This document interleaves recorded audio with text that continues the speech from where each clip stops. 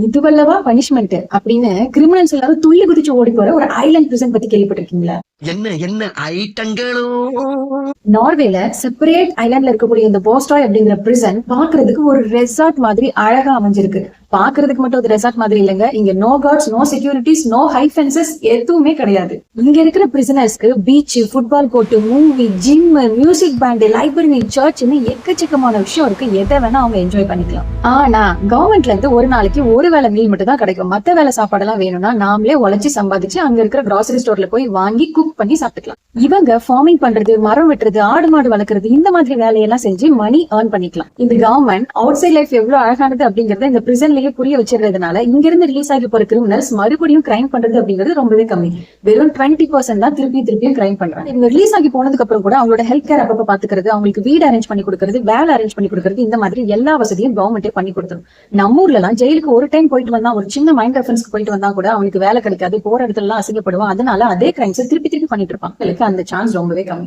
இந்த மாதிரி ஒரு பிரிசன் இந்தியால இருந்தா எப்படி இருக்கும்னு சொல்லிட்டு இருப்பான்.